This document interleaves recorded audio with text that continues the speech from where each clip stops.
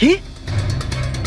বাবা তুমি এসব কি বলছো? হ্যালো, রিল্যাক্স, ওখানে দাঁড়িয়ে থাকো। যাও, ওখানে দাঁড়িয়ে থাকো। আচ্ছা এটা বলুন, আপনার ছেলেই কি খুনি?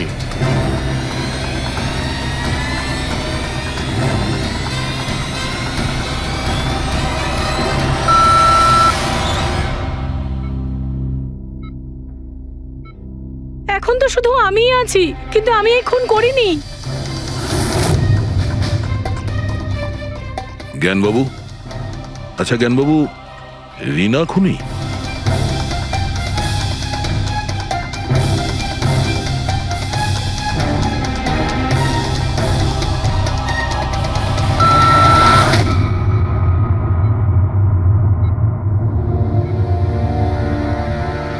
আপনি আমাদের বললেন যে আপনার পরিবারেরই কেউ খুনি, তাহলে সে কে?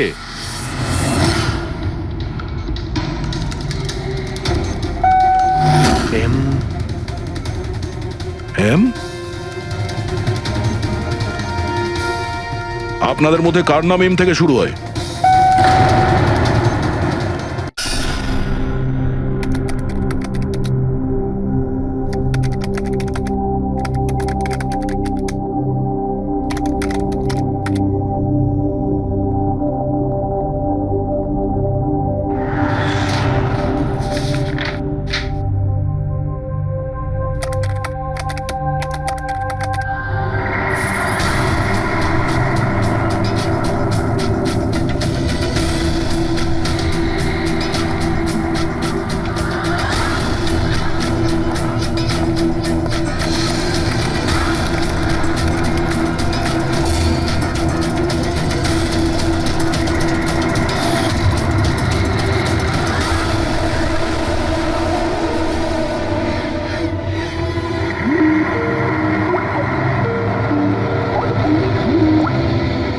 স্যার আমি আপনাকেই ফোন করতে যাচ্ছিলাম। তোমার আর কতক্ষণ লাগবে? আপনি এটা ধরে নিতে পারেন গন্তব্যে আমরা পৌঁছে গেছি। বলছো লোকের কাছাকাছি দেখতে পাচ্ছ? হ্যাঁ দেখতে পাচ্ছি তো, tendering and estimating department.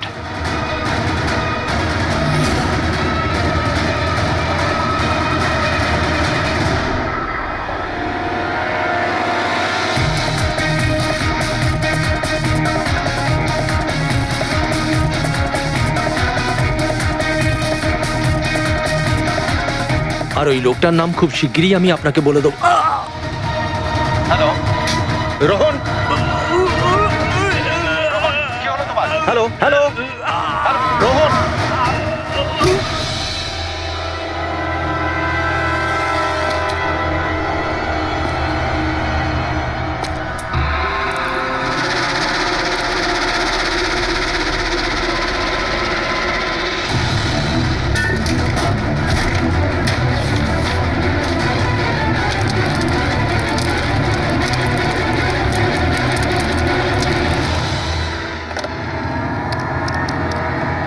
Hello police station.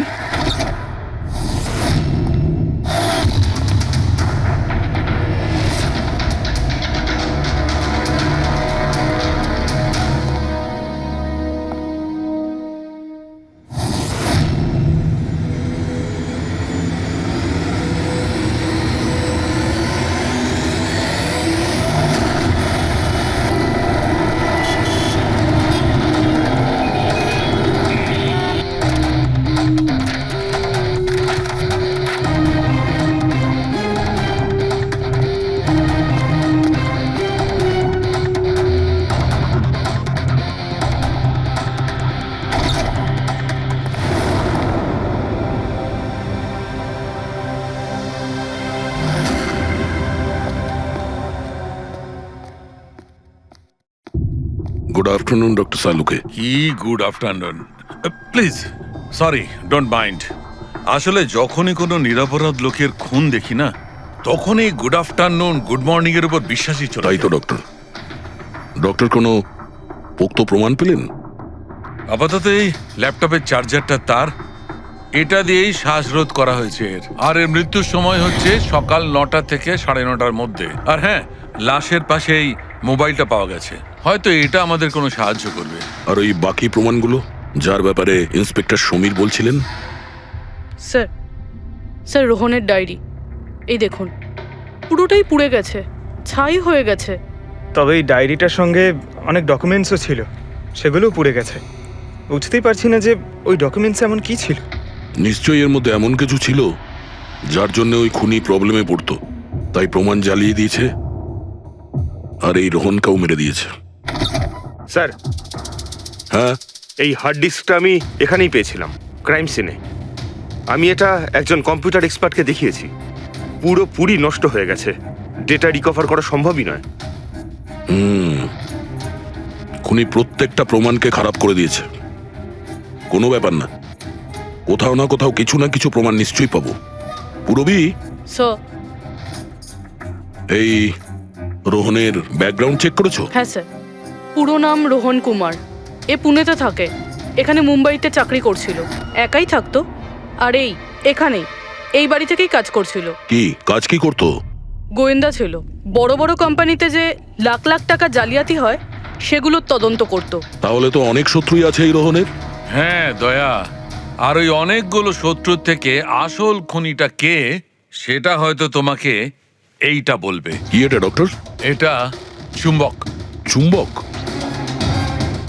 এর মধ্যে একজন দৌড়বীরের ছবিও আছে, কিন্তু এই চুম্বক রোহনের বডির মধ্যে কি করছিল? আমার মনে হচ্ছে হয়তো এটা খুনির হবে। ওর পকেটে ছিল, এদিক ওদিক করতে গিয়ে হয়তো এটা পড়ে গেছে। তাহলে তো এটা আঙুলের ছাপ থাকবে। না, একটাও নেই। একটাও নেই।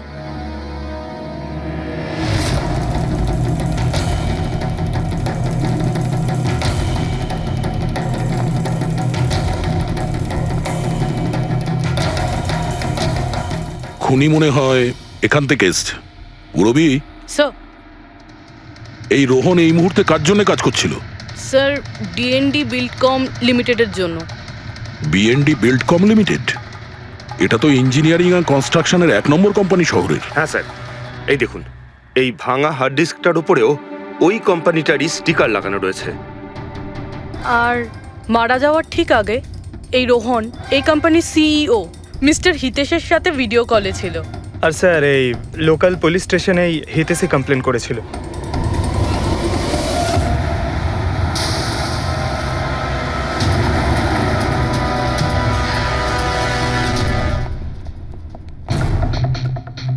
এটা কি এত বড় অফিসে শুধুমাত্র একজনই লোক ছিল নাকি? মনে হচ্ছে স্যার ইন্ডিয়ার ম্যাচ দেখার জন্য সবাই বাড়ি চলে গেছে। আচ্ছা, আজকে ইন্ডিয়ার ম্যাচ আছে? স্কোরটা কি হলো? কোহলি সেঞ্চুরি করতে যাচ্ছে। কি বলছেন স্যার? আপনি কি করে জানলেন? বাইরে ওয়াচম্যান কমেন্ট্রি শুনছিল।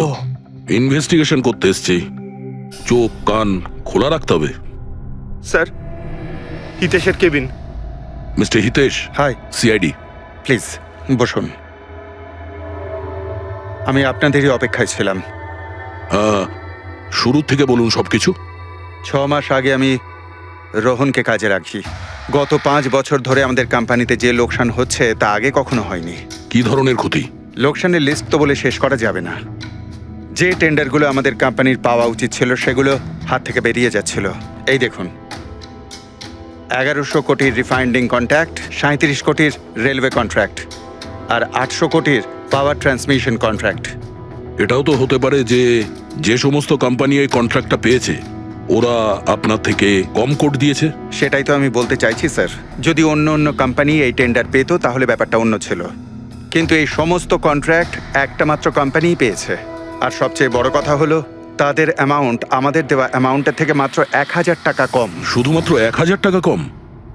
কোন কোম্পানি এটা? XPL infrastructure. XPL infrastructure? তাহলে আপনার মনে হচ্ছে যে আপনার কোম্পানিতে এমন কেউ বেইমান আছে যে স্যালারি আপনার থেকে নেয় কিন্তু কাজ এক্সপিএল এর জন্য করে?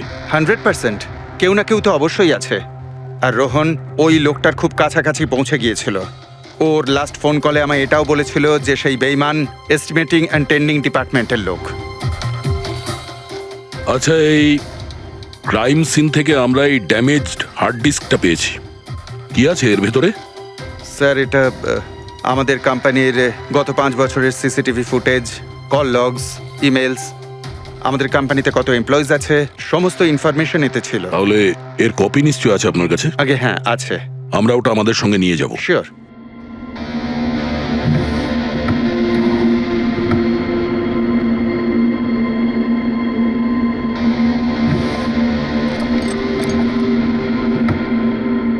হয়তো হার্ড ডিস্কটা চুরি হয়ে গেছে। আমি এখানেই রেখেছিলাম হার্ড ডিস্কটা। কি? আপনার কেবিনের ভেতর থেকে কোনো জিনিস কি করে চুরি হয়? হয়তো আমার অনুপস্থিতিতে কেউ এসেছিল আর এখান থেকে। কিন্তু আপনার অফিসে সিসিটিভি ক্যামেরা লাগানো নেই কেন? কখনো দরকারই পড়েনি স্যার। প্রয়োজন বলে আসে না, এখন পড়লো তো প্রয়োজন। Sorry sir. আর হ্যাঁ মিস্টার হিতেশ, আপনার কোম্পানিতে যত এস্টিমেটিং আর টেন্ডারিং ডিপার্টমেন্ট আছে, যত লোক আছে, আমরা তাদের সঙ্গে কথা বলবো। স্যার আজকে ওই ডিপার্টমেন্টের কোনো এমপ্লয়ি কাজে আসেনি। কেন? সবাইকে ছুটিতে গেছে? আসলে ওরা প্রত্যেকেই ম্যারাথন রেসে পার্টিসিপেট করতে গেছে, যেটা সকাল 7টা থেকে 11টার মধ্যে হবে। কি সবাই ওই ম্যারাথন রেসে দৌড়তে গেছে? হঠাৎ করে সবাই এরকম রানার হওয়ার স্বপ্ন দেখছে কেন? আসলে আমাদের কোম্পানি এই ম্যারাথন রেসটা স্পন্সর করছে, তাই আমাদের এমপ্লয়ীদের এটা বাধ্যতামূলক ছিল ওখানে পার্টিসিপেট করা। শুধু তারাই পারবে না যাদের হাঁটুতে বা অন্য কোনো সমস্যা আছে। তো আপনারও সমস্যা আছে হাঁটুতে? হ্যাঁ। আচ্ছা আচ্ছা, এই ডিপার্টমেন্টে কতজন কাজ করে? 10 জন। আর এই 10 জনই ম্যারাথন রেসে গেছে? হ্যাঁ স্যার, যদি কেউ না যেত আমি অবশ্যই জানতে পারতাম স্যার। স্যার, হুম, যদি পুরো ডিপার্টমেন্টের সবাই ম্যারাথনে দৌড়চ্ছিল যখন রোহনের খুন হয়েছিল, তাহলে খুনটা করলো কে? হতে পারে ওই কন্ট্রাক্ট কিলার। এক মিনিট মিস্টার হিতেশ, আপনার কাছে এই ম্যারাথন রেসের কোনো ব্রোশিয়া, কোনো লেটার আছে? ইয়েস স্যার, আমি আনছি। কি হলো স্যার? চুম্বকে ওই দৌড়ানোর লোকটা,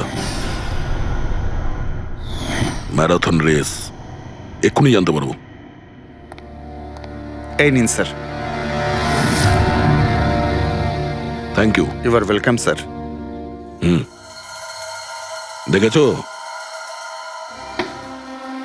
এটাই হলো ওই চুম্বকের রহস্য। যেটা ক্রাইম সিনে পাওয়া গেছে সেটা ম্যারাথন রেসে।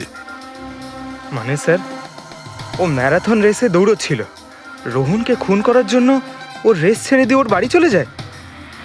মনে তো হচ্ছে এইরকমই। স্যার, এই বিপ ম্যাগনেট জার্সির ওপর লাগানো হয়। সঞ্জু স্যারকে একটু বুঝিয়ে দাও। দেখুন স্যার, এই ম্যাগনেটটাকে এখানে এইভাবে লাগিয়ে দিতে হবে। সেম এরকমই আরেকটা নেওয়ার পরে জার্সির ভেতর থেকে আমরা নিয়ে নেব, আর এটাকে আমরা এইভাবে লাগিয়ে দেবো। সেম আরেকটা এইভাবে নিয়ে এটাকে নিয়ে আমরা এইভাবে লাগিয়ে দেবো, আর এটা এইভাবে লক হয়ে যায়। আগে আমরা সেফটি পিন ইউজ করতাম, কিন্তু দু একবার রানার্সদের চোট লেগেছিল, তাই আমরা এই ম্যাগনেট টেকনিকটার ব্যবহার করছি। এই ম্যাগনেট আর রেসিং হুইপ আপনি সব প্রতিযোগীকেই দিয়েছিলেন? ইয়েস স্যার, সবাইকে জানিয়ে দেওয়া হয়েছিল, বলাও হয়েছিল রেস শেষ হয়ে যাওয়ার পরে সব ম্যাগনেটগুলোকে ফেরত দিয়ে দিতে। তাহলে কারা কারা এই ম্যাগনেট ফিরিয়ে দেয়নি? স্যার, অনেকেই দেয়নি, কেউ ফেলে দিয়েছিল, কেউ বা হারিয়ে ফেলেছিল, আর এক একজনের দায়িত্বও ছিল না যে জিনিসটাকে ফেরত দিতে হবে।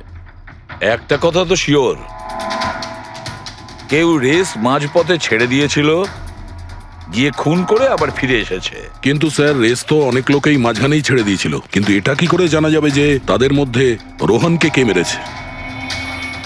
ওই 10 জনের মধ্যেই কেউ হবে যারা ক্যান্টিন ডিপার্টমেন্ট আর এস্টিমেটিং ডিপার্টমেন্টে কাজ করছিল। কিন্তু স্যার, ওই 10 জনের মধ্যে রেস মাঝপথ থেকে ছেড়ে দিয়েছিল, এটা কিভাবে জানতে পারবো? জানা যেতে পারে স্যার। কি করে? স্যার, আমরা প্রত্যেকটা প্রতিযোগীর মাথায় গোপ্রো ক্যামেরা লাগিয়েছিলাম, আর সেটা থেকে জানা যেতে পারে কে মাঝপথে ছেড়ে দিয়েছিল। ওয়ান্ডারফুল।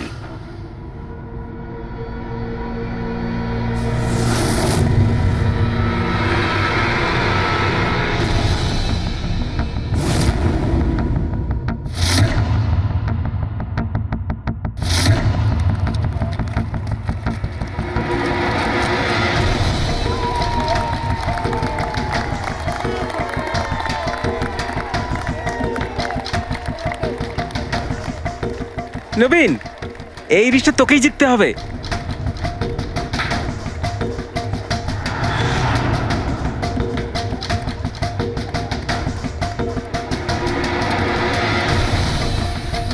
রান।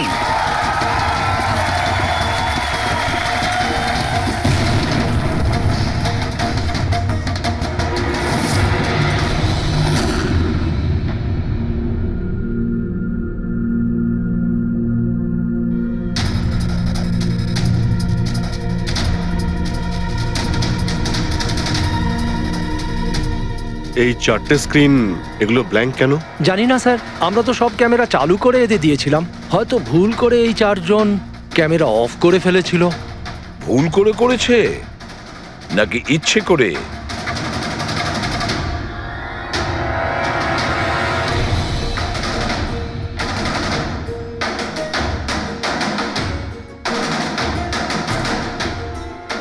এদের মোটিভটা কি বুঝে উঠতে পারছি না। এরা কি করতে চাইছিল? কি কুনাল, একটা ক্যামেরা ভাঙা, একটা ক্যামেরায় মাটি লেগে আছে, এই 4টে ক্যামেরা ব্ল্যাঙ্ক, সেটা কেন? জানি না স্যার। ওইসব জানি নাটা নিয়ে বললে হবে না। এই সব কটা ক্যামেরা 10-এ 10 আমার চাই।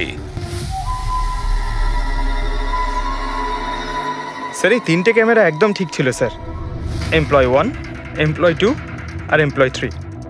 তার মানে এই 3টে ক্যামেরায় কোনো টেকনিক্যাল প্রবলেম ছিল না।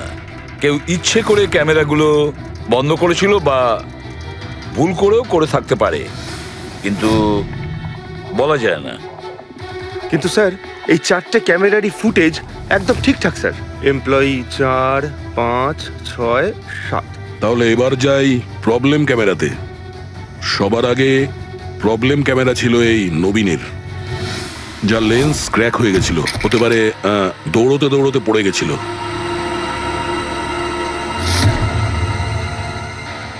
হ্যাঁ, আর স্যার দ্বিতীয় প্রবলেমের ক্যামেরা, মুক্তিরটা, যে রেসের মাঝখানে দাঁড়িয়ে নিজের জুতোর ফিতে বাজছিল। হ্যাঁ, তারপরে ফিতে বাঁধার পরে ওই হাতটাই নিজের লেন্সে লাগায় আর লেন্সে সমস্ত পিকচারটাই ঝাপসা হয়ে যায়। কিন্তু স্যার এই মাটি ইচ্ছে করে লাগিয়েছে নাকি ভুল করে?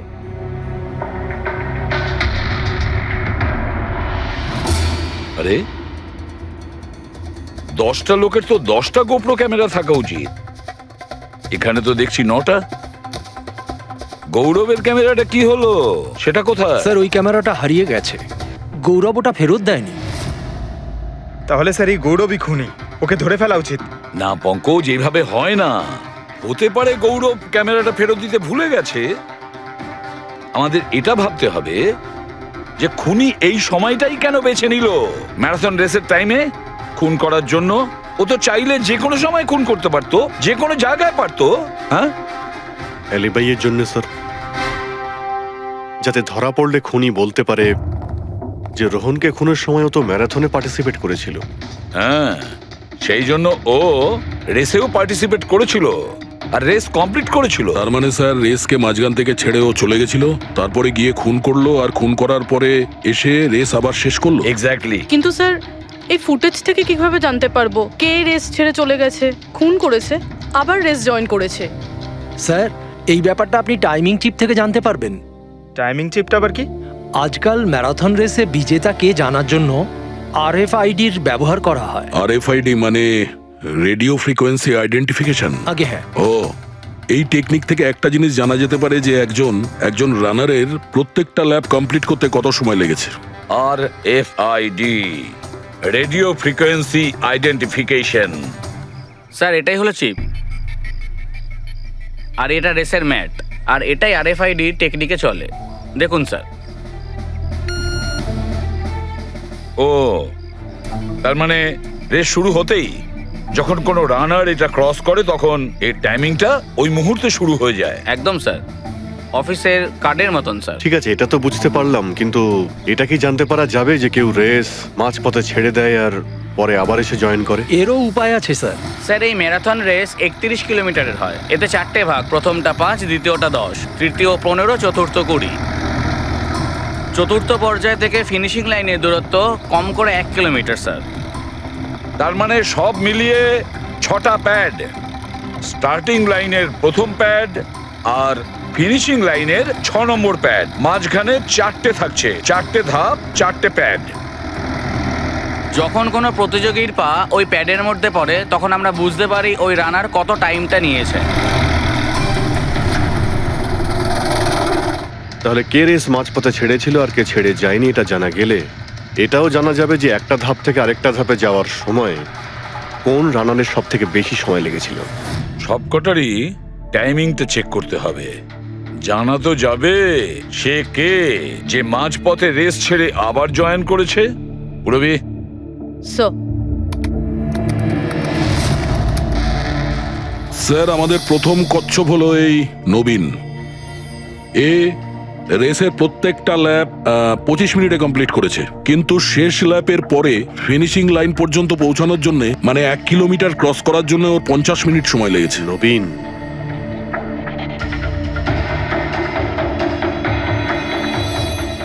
আর স্যার এই মুক্তি, এর টাইম তো রেকর্ডই হয়নি। 15 থেকে 20 কিলোমিটারের মাঝের ধাপ।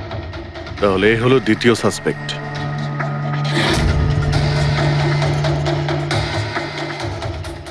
মুক্তি। আর এবার এই গৌরব, এ তো 15 কিলোমিটারের ধাপই বের হতে পারেনি। তাহলে এই হলো আমাদের তৃতীয় সাসপেক্ট। স্যার বাকি সবার টাইমিং তো মোটামুটি ঠিকঠাকই আছে। তার মানে এই খুন এই তিনজনের মধ্যেই কেউ করেছে, মুক্তি, নবীন আর গৌরবের মধ্যে। যদি নবীন খুন করে থাকে তাহলে সে রেস ছেড়েছে 20 কিলোমিটার আর ফিনিশিং লাইনের মাঝপথে। পেড্রিক, পঙ্কজ, বাইক নিয়ে যাও, এবার স্পিডে যাবে ওই রুটেই। আর খেয়াল করো যেখানে ওই তিনজন যেখানে রেস ছেড়েছে সেখান থেকে রোহনের বাড়ি কতটা দূরে আর কত সময় লাগবে।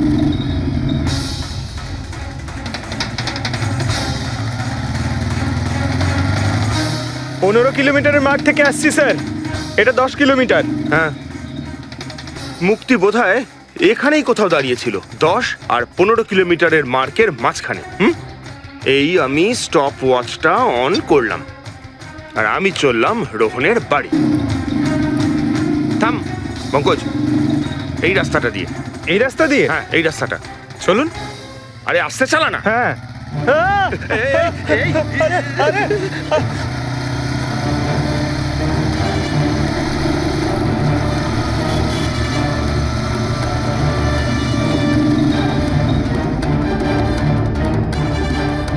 এই দেখুন রোহনের বাড়ি। মুক্তি নিশ্চয়ই রোহনের ঘরে পিছনের জানলা দিয়ে ঢুকেছিল।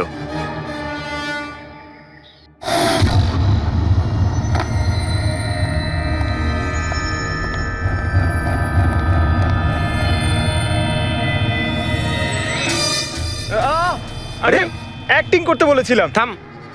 মুক্তি রোহনকে খুন করার পর হয়তো সমস্ত তথ্য প্রমাণ পুড়িয়ে আবার দৌড়ে ফিরে গিয়েছিল ম্যারাথন শেষ করতে। চল আমরা আবার যাব সেই ম্যারাথনের ওখানে, 20 কিলোমিটারের মার্কটার কাছে।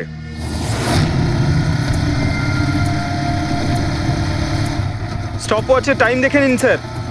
26 মিনিট।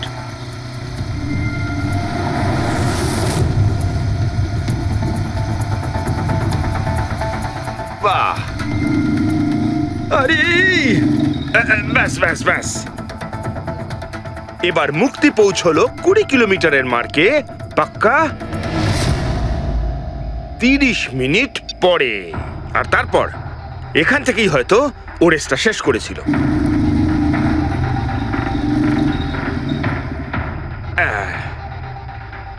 এবার শোন, গৌরব যদি খুন করে থাকে তাহলে ও রেসটা এখানেই ছেড়েছিল, 10 আর 15 কিলোমিটার মার্কের মাঝামাঝি। এই আমি স্টপ ওয়াচ অন করলাম, এবার যাব আমরা রোহনের বাড়ি। চলো। চল।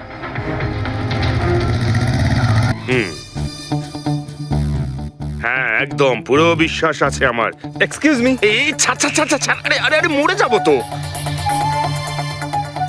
চল।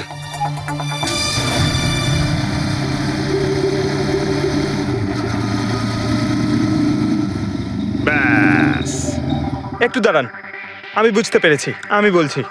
এই গৌরব রোহনের বাড়ি থেকে 15 থেকে 20 কিলোমিটার দূরে রেসে আবার জয়েন করেছিল, তাই না? শাবাশ, হ্যাঁ। আমার সাথে থেকে থেকে তোরও তো বুদ্ধি খুলে গেছে।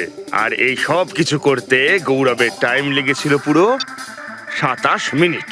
এবার দেখা যাক নবীনের কত লেগেছিল। এবার যদি নবীন খুন করে থাকে তাহলে ও নিশ্চয়ই এখান থেকে গেছিল, যেখানে ও পড়ে গেছিল। এই আমি স্টপ ওয়াচ অন করলাম, এবার যাওয়া যাক রোহনের বাড়ি। চল। চলুন। পঙ্কজ ব্যাস ব্যাস ব্যাস স্যার ওকে পঙ্কজ 3 জন রোহনের সাথে এরকমই কিছু করেছিল ব্যাস রোহনকে খুন করে নবীন এইখানে এসে পৌঁছেছিল ফিনিশিং লাইনের সামনে, যেখানে ও ক্যামেরাটা দ্বিতীয়বারের জন্য সরিয়েছিল। আর এই সব কিছু করতে ওর লেগেছিল হয়তো 48 মিনিট। স্যার হ্যাঁ জানতে পেরেছি 3 জনের কত সময় লেগেছিল। আচ্ছা তাহলে বলো মুক্তির কত সময় লেগেছিল? মুক্তির লেগেছিল 30 মিনিট। আর টাইমিং চিপ অনুযায়ী 39 মিনিট লেট ছিল। আর গৌরব? গৌরবের 27 মিনিট। আরও ম্যারাথন রেস থেকে নিখোঁজ ছিল 24 মিনিটের জন্য। নবীনের লেগেছিল 48 মিনিট রোহনের বাড়ি গিয়ে ওকে খুন করে ফিরে আসতে। আর টাইমিং চিপ অনুযায়ী এই নবীন 50 মিনিট লেট ছিল। হ্যাঁ আমাদের খুনি এই 3 জনের মধ্যেই কেউ হবে, নবীন, গৌরব আর মুক্তির মধ্যে। মিস্টার নবীন, একটা কথা বলুন, এই রেসে আপনি প্রত্যেকটা ল্যাপ 25 মিনিটে কমপ্লিট করেছেন, কিন্তু ফিনিশিং লাইনের আগে ওই 1 কিলোমিটার যেতে আপনার 50 মিনিট সময় লেগেছিল কেন? স্যার ওই 20 কিলোমিটার পুরো করার পর আমি নিচে পড়ে গেছিলাম, আর স্যার ওই আমার পায়ে চোট লেগেছিল আর ক্যামেরাটাও ভেঙে যায়। স্যার লাস্টের 1 কিলোমিটার আমি কতটা কষ্টে পুরো করেছি স্যার আমিই জানি সেটা। এই আঘাতটা কোথায় লেগেছে আপনার? স্যার এইখানে দেখুন স্যার। পট্টিটা খোলো। হ্যাঁ এইটা।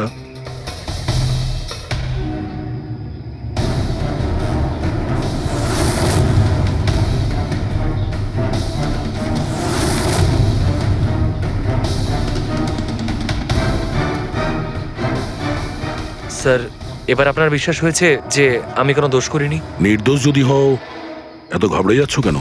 ঘাম হচ্ছে, অনেকটা নার্ভাস লাগছো তুমি। হ্যাঁ মাটি কেন লাগিয়েছিলে ক্যামেরাতে? জানি না, ভুল করে লেগে গিয়েছিল। ভুল করে? 15 থেকে 20 কিলোমিটার ধাপও ভুল করে ছেড়ে দিয়েছিলে নাকি? আমি তো কোনো ধাপই ছাড়িনি, সমস্ত ধাপই পুরো করেছি। কিন্তু টাইমিং চিপ তো অন্য গল্প বলছে। টাইমিং চিপ খারাপও তো হতে পারে। আপনি একজন মেশিনের উপর বিশ্বাস করবেন নাকি একজন জীবন্ত মানুষের উপর? আচ্ছা তোমার গোপ্রো ক্যামেরাটা কোথায় গেল? তুমি তো ওদের ওটা ফেরত দাওনি। ওটা তো হারিয়ে গেছে স্যার। হারিয়ে গেছে? কি করে হারিয়ে গেল ভাই? জানি না স্যার, ওই রেসের মাঝখানে হঠাৎ করে দেখলাম ক্যামেরাটা ছিলই না, জানি না কোথায় পড়ে গেছে। আচ্ছা, আর ওই 15 কিলোমিটারের ধাপটাও কি হারিয়ে গিয়েছিল? ওটাকে তো পার করনি তুমি। স্যার আমি পুরো রেস কমপ্লিট করেছি। মিথ্যে কথা বলবে না। রেসের মাঝে কোথায় গিয়েছিলে? কোথাও যায়নি স্যার, আমি তো পুরো রেস কমপ্লিট করেছি, কোথাও যায়নি স্যার। আচ্ছা স্যার মনে হচ্ছে নবীনই, কারণ আমি যখন ওকে জিজ্ঞাসাবাদ করছিলাম তখন ওর মুখ একদম ফ্যাকাশে হয়ে গেছিল, হাত পা কাঁপছিল ওর। এই গৌরবও কম নয়, ও বললো জানি না কি করে ক্যামেরাটা হারিয়ে গেছে। আরে এত বড় একটা ক্যামেরা পড়ে গেলে সেটা কেউ জানতে পারবে না স্যার। বস তোমার কথাটা ঠিকই, কিন্তু নবীনের একটু আঘাত লেগেছে না? হ্যাঁ স্যার, আঘাত তো ওর লেগেছে। স্যার আমার মনে হচ্ছে ও মিথ্যে কথা বলছে। স্যার আমার মনে হচ্ছে মুক্তি মিথ্যে বলছে।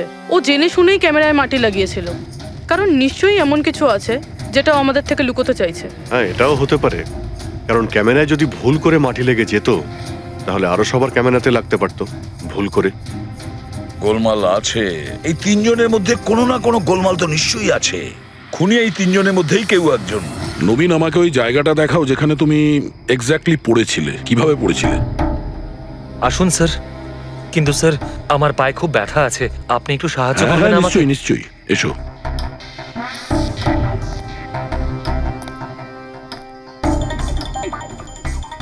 স্যার আমি এখনো বলছি আপনাকে, আপনি নিজের টাইম ওয়েস্ট করছেন। এমনটা যেন না হয় যে আসল খুনিই পালিয়ে যায়। সিআইডির হাত থেকে আজ পর্যন্ত কোনো খুনি না বেরিয়েছে না বেরোতে পারবে, নিশ্চিন্ত থাকো। হ্যাঁ স্যার ওই যে এখানে আটকেই আমি পড়ে যাই। এখানে? হ্যাঁ স্যার, স্যার পড়ে যেতেই আমার ক্যামেরাটাও ভেঙে যায়। আচ্ছা, তারপর আমি ক্যামেরাটা আবার লাগালাম, তারপর রেস্টার্ট করলাম। প্রচুর ব্যথা নিয়ে তুমি এই রেসটা ফিনিশ করেছো। হ্যাঁ স্যার, এখনো খুব ব্যথা। তুমি পড়েছিলে এইখানে, এই জায়গাটায়? হ্যাঁ স্যার, খুব ক্লান্ত হয়ে গেছিলাম তো, তাই খেয়াল করিনি আর পা আটকে নিচে পড়ে যাই। আচ্ছা, রেস ফিনিশ করার আগে তুমি দ্বিতীয়বার ওই ক্যামেরাটাকে সরিয়ে দিয়েছিলে কেন? আচ্ছা, ওটা তো স্যার খুব গরম লাগছিল তো, তাই মুখটা ধোয়ার জন্য আমি ক্যামেরাটা খুলে ফেলেছিলাম, কিন্তু কিছুক্ষণ পরেই আমি আবার ক্যামেরাটা লাগিয়ে নিই। রেস তো আমি তারপরেই কমপ্লিট করেছিলাম। হ্যাঁ ঠিক আছে, চলো। স্যার কিছু তো বলুন, আমরা যাচ্ছি কোথায় আসলে? তোমার হারিয়ে যাওয়া ক্যামেরা খুঁজতে। স্যার কিন্তু এত বড় জায়গাতে আমরা খুঁজবো কি করে ওই ক্যামেরাটা? প্রত্যেক ক্যামেরাতে একটা চিপ লাগানো আছে, আর এই ম্যাপ বলছে তোমার ক্যামেরা এইদিকেই আছে। চলে এসো। ম্যাম, আমি সত্যি কথাই বলছি। সত্যি তো এটাই, তুমি 10-15 কিলোমিটারের মাঝে রেস ছেড়ে দিয়েছিলে আর তারপরে রোহনকে মেরে দিয়ে এখানে চলে এলে, এই 20 কিলোমিটারের মার্কে চলে এলে, কারণ তুমি তো জানতে এখান থেকে তোমাকে কোনো খেলোয়াড় দেখতে পাবে না। সব খেলোয়াড়রা তো তখন পিছনে। সব মিথ্যে। আপনি আমার কথা বিশ্বাস কেন করছেন না?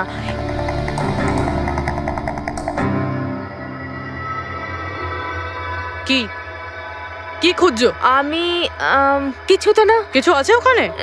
না, কিছু না। আচ্ছা, ওই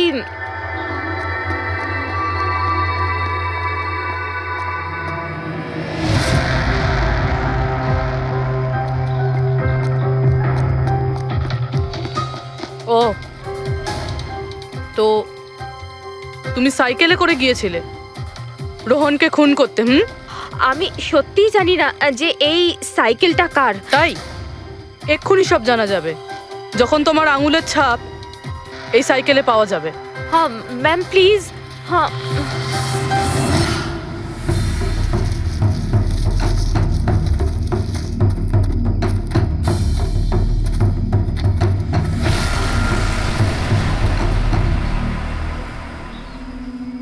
এই হলো ক্যামেরা। এটাকে পুরো ভেঙে ফেলেছো? হ্যাঁ, আমি ভাঙিনি স্যার।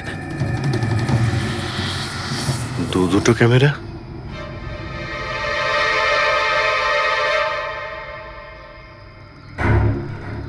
এই ক্যামেরাটা আবার কার? স্যার স্যার সরি, আমি আপনাকে মিথ্যে বলেছি স্যার, কিন্তু আমি আপনাকে সব সত্যি কথা বলে দিচ্ছি স্যার। বলো, তাহলে সত্যি বলার মুড হয়েছে তোমার? বলো। আসলে আমি এই জঙ্গলে না ড্রাগস নিতে এসেছিলাম, ওই গায়ের জোর বাড়ানোর ড্রাগস, যাতে আমার গায়ে শক্তি আসে আর আমি জোরে দৌড়ে এই রেসটা জিতে যেতে পারি। সেই জন্যই আমি ক্যামেরাটা ভেঙে দিয়েছিলাম। খুব ভালো মজা করো তুমি। জোরে দৌড়ানো ড্রাগ নিয়েছিলে ম্যারাথনে, যেখানে অনেকক্ষণ দৌড়তে হয় আস্তে আস্তে, সেখানে জোরে দৌড়ানো ড্রাগের দরকার ছিল। মজা করছো? হ্যাঁ, এটা কার ক্যামেরা? আমি জানি না স্যার। কোনো ব্যাপার না, সব জানতে পেরে যাব। আমি অপরাধ করেছি, কিন্তু ওটা নয় যেটা আপনি ভাবছেন। আমি রোহনকে মারিনি। আমার দোষ শুধু এটুকুই যে আমি রেসটা জেতার জন্য একটু চালাকি করেছিলাম। বুঝলাম না, কি করেছো তুমি? আমি জানতাম না যে টাইমিং চিপ প্রত্যেক ধাপে রানারের টাইম নোট করবে। আমি ভেবেছিলাম শুধু রেসের প্রথমে আর শেষে টাইম ক্যালকুলেট হবে, আর তাই 10 কিলোমিটার পর্যন্ত এসে ক্যামেরায় মাটি লাগিয়ে দিয়েছিলাম আর ওখান থেকে সাইকেল নিয়েছিলাম।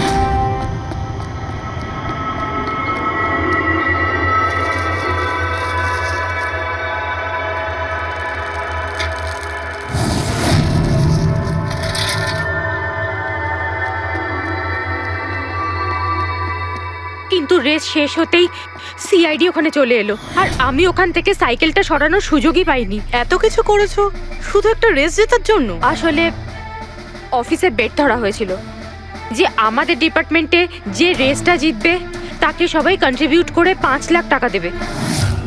আমার টাকার খুব দরকার ছিল, তাই আমি। এটা দীপ্তির ক্যামেরা। এই দুটো ক্যামেরা তোমরা কেন ভেঙেছিলে? স্যার আসলে আমরা এই রেসে এসেছিলাম যাতে একে অপরের সাথে সময় কাটাতে পারি, কিন্তু তারপরে খেয়াল হলো যে আমাদের প্রেমের কথাবার্তা সব ওই গোপ্রোতে রেকর্ড হচ্ছে স্যার। কখন থেকে ফলো করছে। শোন না, তোকে খুব সুন্দর লাগছে। দাঁত ছাড়ো তো। কি হলো? গোপ্রোতে সব রেকর্ড হচ্ছে। ও গড, এখন কি করব? একটা কাজ করা যাক, চল আমার সঙ্গে। হ্যাঁ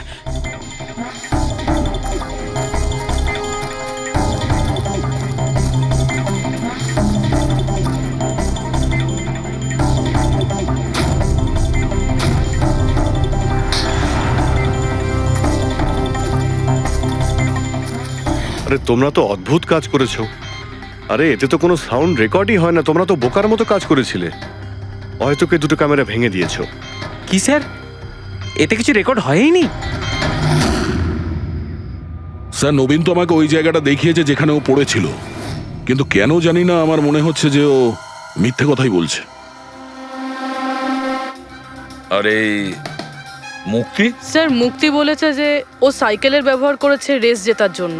স্যার হতে পারে ও মিথ্যে কথা বলছে, আর রোহনকে খুন ওই করেছে। আর গৌরব আর দীপ্তি, ওদের লাভ স্টোরির কি হলো? কতটা সত্যি? হ্যাঁ, ওরা সত্যি কথাই বলছে। ফোন রেকর্ডে দেখাচ্ছে দীপ্তি আর গৌরব প্রতিদিন 3-4 ঘন্টা করে নিজেদের মধ্যে কথা বলতো স্যার। একটা কাজ করি, আমরা আবার ম্যারাথন রেসের ফিনিশিং ভিডিওটা দেখি।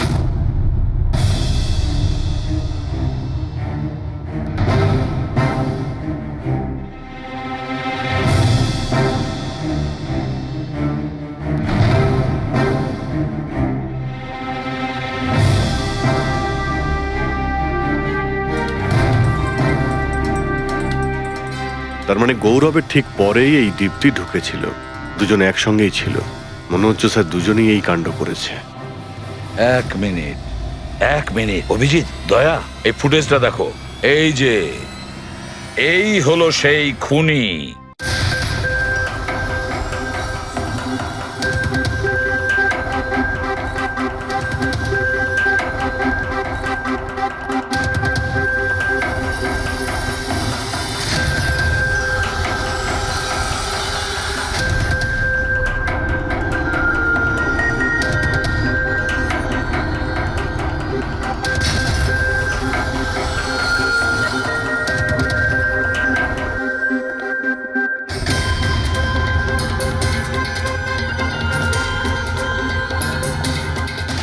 স্যার, আমাদের এখানে কেন ডাকা হয়েছে? খুনির নাম বলবার জন্য। স্যার সত্যি খুনি ধরা পড়েছে? তাহলে বলুন না স্যার, কে খুনি? আরে বলবো, একটু ধৈর্য ধরো। মুক্তি, 5 লাখ টাকার জন্য তুমি বেইমানি করেছো। 5 লাখ টাকার জন্য। আর গৌরব, তুমি তো তোমার ভালোবাসা লুকোনোর জন্য বেইমানি করেছো। আর নবীন, তুমি চলো, তোমাকে আবার দেখাচ্ছি, রেসের একটা পার্ট দেখাচ্ছি। খুব ভালো করে দেখো আর বলো কোথায় ভুল আছে, বলো।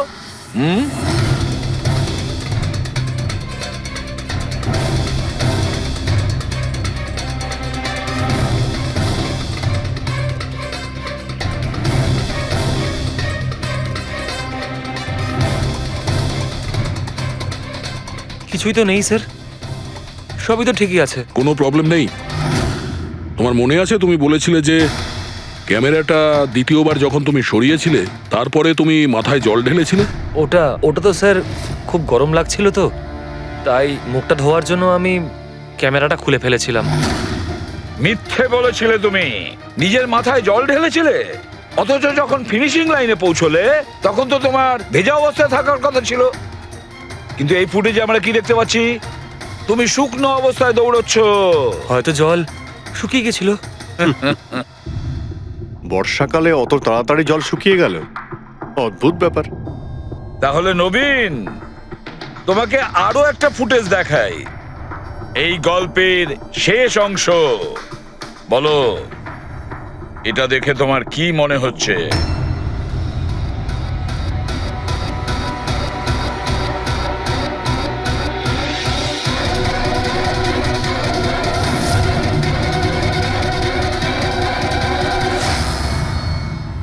কি নবীন, এই ফুটেজে তোমার মুখটা কেমন চেঞ্জ লাগছে না?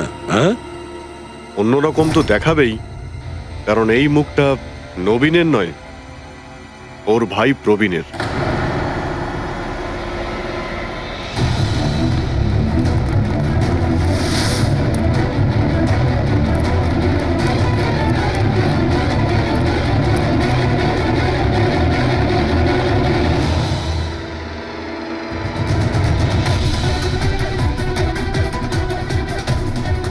খুব বড় প্ল্যান বানিয়েছিলে তুমি, দারুণ মাথা খাটিয়েছিলে তুমি।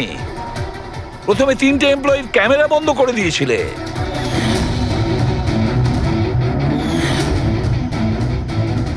আর তারপরে নিজের গোপ্রো ক্যামেরা নিচে ফেলে দিয়েছিলে যাতে লেন্সটা ভেঙে যায়। আর তারপর নবীন নিজের ক্যামেরাটাকে খুলে পরিয়ে দিল নিজের ভাইকে, মানে প্রবীণকে।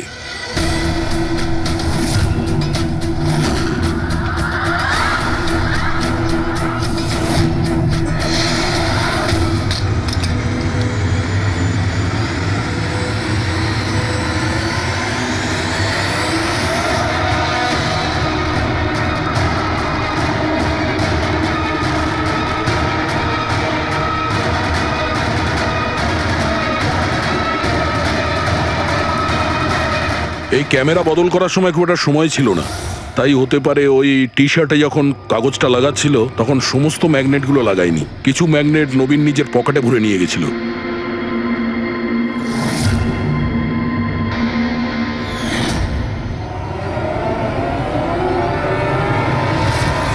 নবীন রেস ছেড়ে বেরিয়ে যায় রেইনকোট পরে আর পৌঁছে যায় রোহনকে খুন করার জন্য। কিন্তু ও কি করে জানবে যে রোহনকে মারার সময় ম্যারাথন রেসের ওই ম্যাগনেটই ওকে ফাঁসিয়ে দেবে?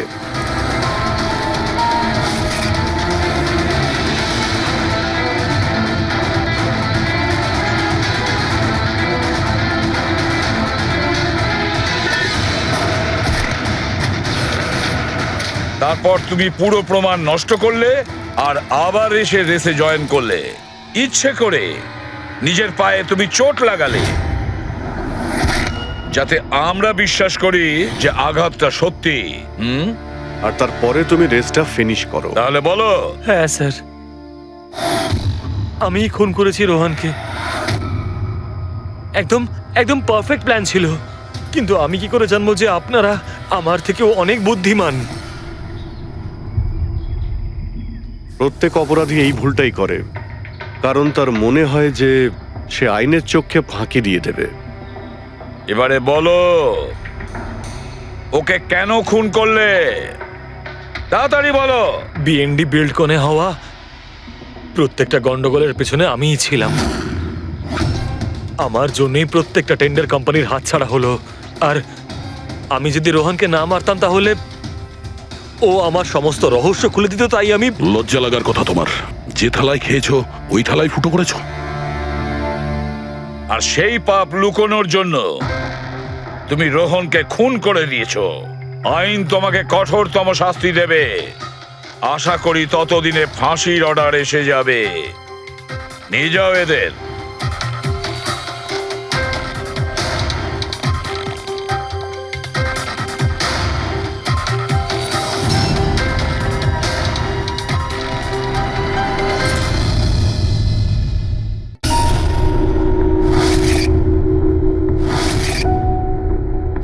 জ্ঞান স্যার, দেখুন আপনার পছন্দের ফুল আফ্রিকান ডেজি। আপনার এই রঙের ফুল খুব ভালো লাগে, তাই না? এই বৃষ্টিটা খুব অদ্ভুত জিনিস। আগের বছর একদম হলো না, আর এবছর এত হলো যে কয়েক জায়গায় বন্যা চলে এলো।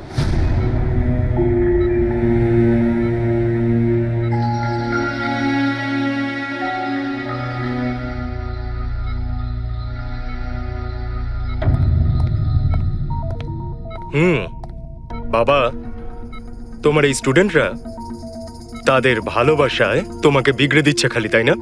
তোমার তো খুব ভালোই লাগছে। জিজ্ঞাসা করা যাক, কি হলো বলো?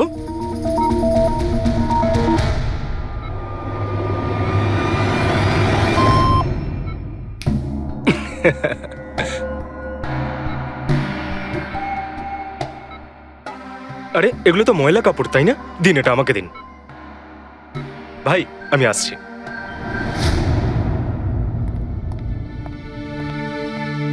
স্যার এখন কেমন আছেন?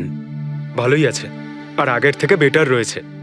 আর সেটা শুধুমাত্র তোমাদের জন্যই সম্ভব হয়েছে।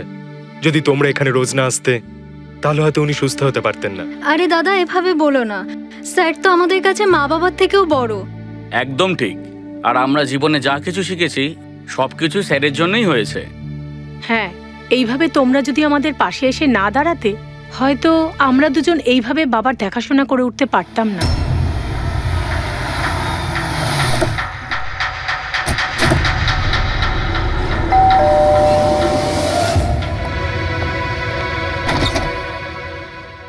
সন্দীপ আঙ্কেল, নমস্কার আঙ্কেল। নমস্কার। ভালো আছো? তোমার বাবা কেমন? ভালো আছেন, খুব ভালো আছেন। বাহ, বেশ কথা। দেখো, ওর জন্য এটা এনেছিলাম।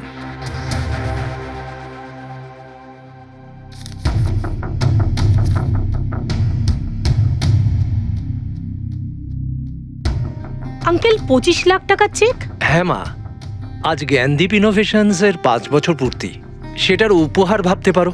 আঙ্কেল সেটা ঠিক আছে, কিন্তু বাবা তো গত 2 বছর ধরে কোম্পানির জন্য কোনো কাজই করেনি। দেখো, কিছু সম্পর্ক এই সমস্ত কথাবার্তার অনেক ঊর্ধ্বে হয়। তোমার বাবা আর আমার বন্ধুত্ব অনেকটা এরকম। চলো জ্ঞানের সঙ্গে দেখা করি। বাবা, দেখো কে দেখা করতে এসেছেন। কেমন আছে আমার বন্ধু? আরে, আগে থেকে তো অনেক ফিট মনে হচ্ছে। যদি তোকে এত হ্যান্ডসাম লাগে, নার্স তোকে ভালোবেসে ফেলবে। শোনো প্লিজ, আমি তোমার বাবার সঙ্গে কিছু কথা বলতে চাই, if you don't mind. Sure uncle, যাওয়া যাক। হ্যাঁ হ্যাঁ। প্লিজ এসো সবাই। ওনার এই চেকটার জন্য আমাদের সত্যি খুব হেল্প হয়ে যাবে। হ্যাঁ, পাপার জন্য একটা অ্যাডভান্স বেড নিয়ে আসতে পারি, তাই না? হ্যাঁ। আরে স্যার, স্যার, স্যার কি হলো? স্যার কি হলো? লাইট অন্ধকার কেন এখানে? লাইট কি হলো? স্যার, কি হলো? সন্দীপ আঙ্কেল?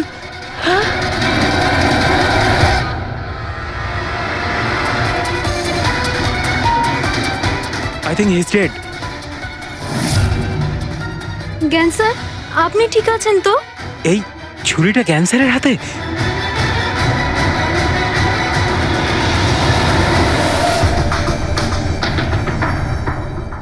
আচ্ছা, তুমি এটা বলছো যে তোমার বাবা জ্ঞানবাবুর হাতে ছুরি ছিল, কিন্তু উনি সন্দীপবাবুর খুন করেননি। স্যার, উনি কিভাবে খুন করতে পারেন?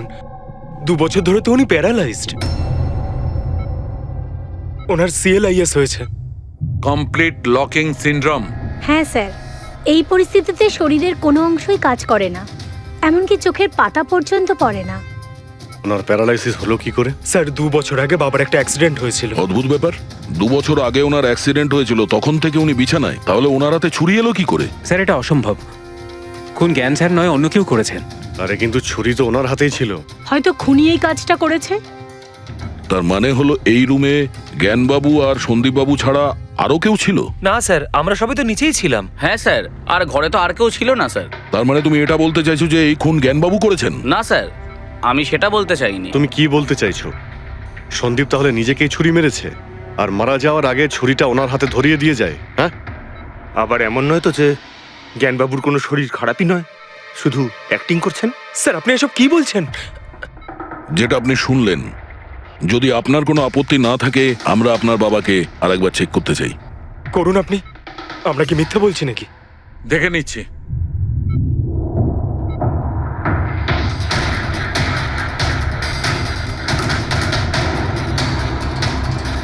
এনার তো পায়ের মাংসপেশিগুলো টোটাল অ্যাট্রোফিক হয়ে গেছে। তার মানে মানে এক কথায় বলতে পারো যে পায়ের মাংসপেশিগুলো একদম ওই শিথিল হয়ে গেছে। উনি যদি চানও তাহলে 1 ইঞ্চিও এই খাট থেকে নড়তে পারবেন না। স্যার, এবার তো আপনাদের বিশ্বাস হয়েছে, তাই না, যে আমার বাবা নাটক করছে না? এটা তো একদম শিওর যে ওই সময় তৃতীয় কেউ ছিল এখানে। আচ্ছা, এই উনি আবার জানালা দিয়ে আসেনি তো? পঙ্কজ, ফ্রেডি, তোমরা জানালার আশপাশটা ভালো করে চেক করে দেখো তো কোনো প্রমাণ পাওয়া যায় কিনা। স্যার, অদ্ভুত ব্যাপার, প্রথমবার এইরকম হলো যে খুনির সাক্ষী এখানে রয়েছে, কিন্তু সাক্ষ্য দিতে পারবেন না। সেটা পাওয়া যেতে পারে স্যার, সাক্ষ্য কি করে পাবো? এই মেশিনের সাহায্যে, যার নাম হলো BCI, ব্রেন কম্পিউটার ইন্টারফেস। এই মেশিনটা প্যারালাইজড পেশেন্টদের অনুভবগুলোকে বুঝতে সাহায্য করে। অদ্ভুত ব্যাপার, এটা কি সম্ভব? নিশ্চয়ই সম্ভব স্যার। স্যার, এই মেশিনটা রক্তের অক্সিজেন ফ্লোকে বুঝে নিয়ে পেশেন্টের অনুভবগুলোকে ব্যক্ত করে দেয়। একটু ভালো করে এক্সপ্লেন করো দেখি। স্যার, আমি বলছি, এই মেশিনটা মাথার ভিতরে রক্ত প্রবাহকে ডিটেক্ট করে, তারপর এটা ক্যালকুলেশন করে যে আলাদা আলাদা পরিস্থিতিতে আলাদা আলাদা প্রশ্ন করলে তার উত্তরে মস্তিষ্কের ভিতরে রক্ত প্রবাহ কেমন হচ্ছে। ও, আর এই রক্তের মাত্রা এইটা বলতে পারবে যে ওই সময় এই মানুষটা কি ভাবছিল, এর মনের মধ্যে কি চলছিল। Exactly. Good, very good. Freddy sir, এখান থেকে ওপরে যাওয়ার কোনো রাস্তা নেই। সে আমি জানি। এই পাইপটা দেখ, খুনি এই পাইপটা বেয়েই উপরে উঠেছিল, খুন করে এই পাইপটা ধরেই বেয়ে নিচে নেমে গেছিল। আর ওই ভাঙা টপটা দেখতে পাচ্ছিস, ওইটার উপরই পড়ে দৌড়ে পালিয়েছিল। চলুন স্যার, নিচে গিয়ে দেখি। চল। আমার বাবা অ্যাক্সিডেন্টের আগে এই টেকনিকটাকে আরো এগিয়ে নিয়ে যেতে চেয়েছিলেন। বাবা সবসময় এটা বিশ্বাস করতেন যে বিজ্ঞানের কাছে সব প্রশ্নের উত্তর রয়েছে, প্রয়োজন শুধু চোখ খুলে সমাধানটা খুঁজে বের করা। আপনার বাবা একদম ঠিক কথা বলতেন। হ্যাঁ স্যার, জ্ঞান স্যার চেয়েছিলেন যে বিজ্ঞানের জন্য তারা চোখে দেখতে পাক যারা দৃষ্টিহীন, যারা শুনতে পায় না তারা যেন শুনতে পায়। মানুষের উপকার করতে চেয়েছিলেন জ্ঞান স্যার। আর নিয়তির খেলা দেখুন, আজ ওনারই আবিষ্কার ওনাকে সাহায্য করছে, যেটা একদিন ওনার অনেক বড় স্বপ্ন ছিল। ঠিকই বলছেন স্যার, টপটা তো ভাঙা। আর এই দেখ, পায়ের এই ছাপগুলো দেখ, খুনি এই পথেই পালিয়েছিল। স্যার এখানে দেখুন, রক্ত স্যার। তার মানে পঙ্কজ, ঘরের ভেতর আরো কেউ ছিল যে সন্দীপ বাবুকে খুন করেছে। রক্তের এই স্যাম্পলটা নিয়ে ফরেন্সিক ল্যাবে যাওয়া যাক। আচ্ছা, এই জ্ঞানবাবু বিসিআই এর সাহায্যে কি কথা বলতেন? যেরকম ওনার যখন খিদে পেত উনি সেটা বলতেন, যদি ওনার বেড প্যানের প্রয়োজন হতো সেটাও বলতেন, এমনকি বাবা ওটা দিয়ে দাবাও খেলতেন স্যার। কি দাবা খেলতেন? গ্রেট। হ্যাঁ স্যার, যেমন যেমন প্যাটার্ন এনার মনের মধ্যে তৈরি হতো সেই অনুযায়ী অক্ষরের পেছনে লাইটগুলো জ্বলে উঠতো, আর আমরা অক্ষরগুলোকে মিলিয়ে বুঝে যেতাম যে ইনি কি বলতে চাইছেন। তাহলে তো উনি বলতে পারবেন যে খুনি কে? হ্যাঁ স্যার, নিশ্চয়ই। স্যার বাবাকে একবার জিজ্ঞেস করা উচিত। অবশ্যই করব। আগে তো আমরা ভালো করে তদন্ত করে নিই।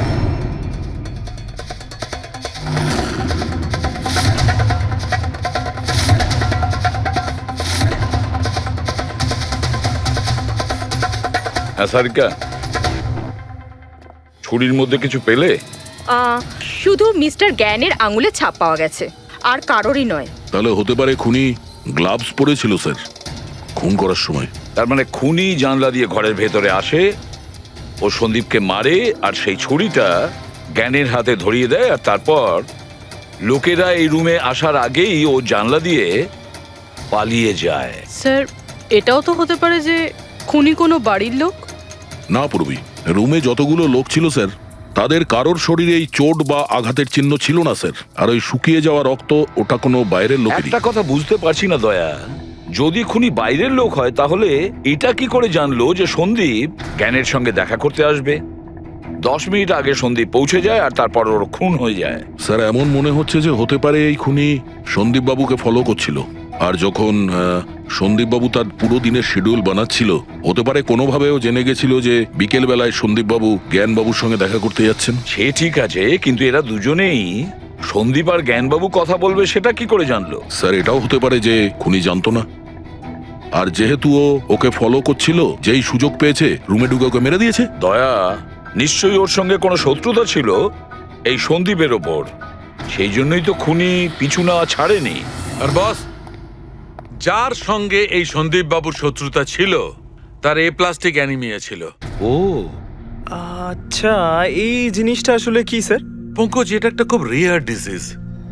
এই অসুখটা খুব কম লোকের হয়।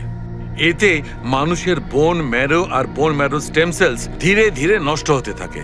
রক্তের লোহিত রক্তকণিকা, শ্বেত রক্তকণিকা আর প্লেটলেটস সব ধীরে ধীরে নষ্ট হতে থাকে। যদি এই রোগটা রেয়ার হয় তাহলে খোঁজ নেওয়া খুব একটা কঠিন হবে না যে শহরে কতজন লোক আছে যাদের এই ধরনের রোগ আছে। এ প্লাস্টিক অ্যানিমিয়া।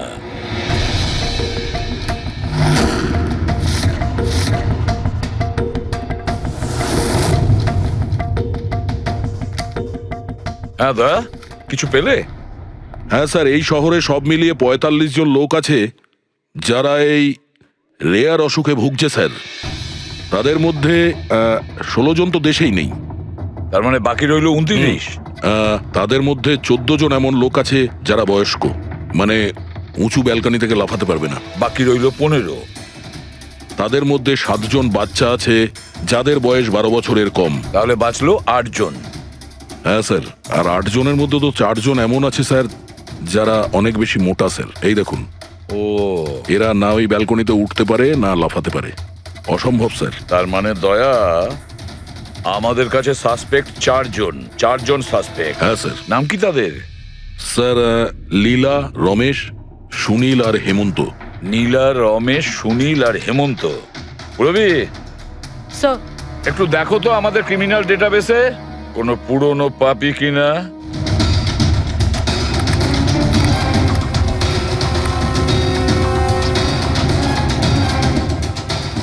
পেয়ে গেছি।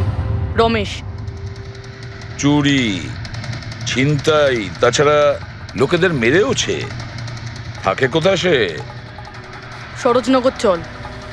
নিয়ে এসে একে।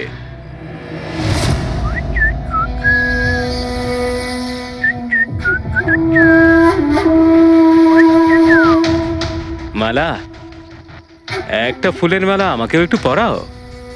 আচ্ছা বলো, বিয়ে কবে করছো? বিয়ে? আর তোকে? আমার এতটাও খারাপ সময় আসেনি যে তোকে বিয়ে করতে হবে। কেন?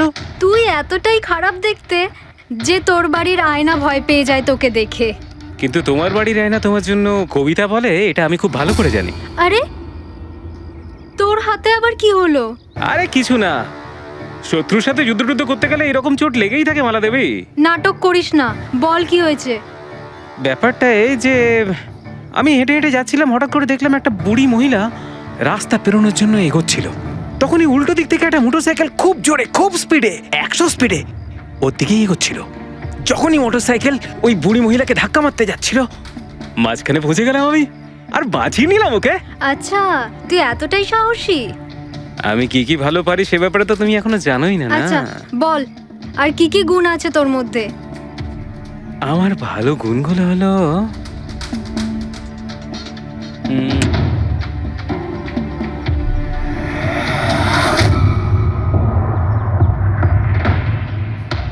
কি হলো?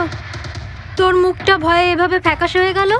মালা, মালা আমাকে একটু একটু একটু লুকোতে দে। আরে মালা লুকোতে দে। লুকোচ্ছিস কেন?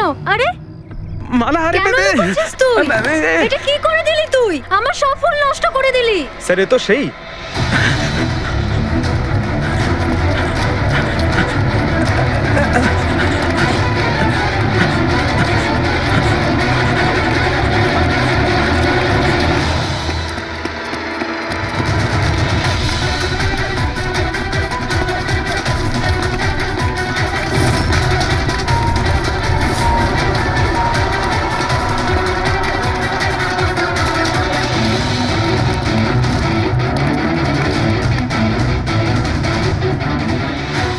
পালিয়ে গেছে মনে হয় স্যার। যাবেটা কোথায়?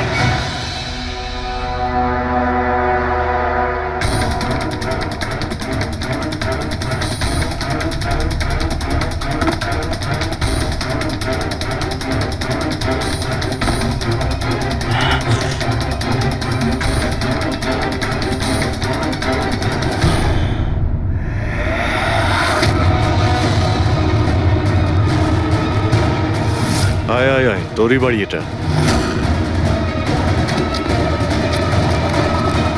দৌড়াচ্ছিস কোথায়? হ্যাঁ, সিআইডি থেকে পালানো তো সহজ নয়। আমার একটা গুণ আছে, যখন আমি রেগে যাই তখন অপরাধীর খারাপ সময় শুরু হয়ে যায়। এর তো খারাপ টাইম শুরু হয়ে গেছে স্যার। এসব কোথা থেকে নিয়ে এসেছিস? হ্যাঁ, আনিনি স্যার, নিজে বানিয়েছি। এই মেশিনটা তুই বানিয়েছিস? দেখে তো মনে হচ্ছে চাও ঠিক করে বানাতে পারিস না, মেশিন বানিয়েছিস। কোথা থেকে চুরি করেছিস? না স্যার, আমি চুরি করিনি। শুধু চুরি করিসনি, খুনও করেছিস তুই। খুন? কার স্যার?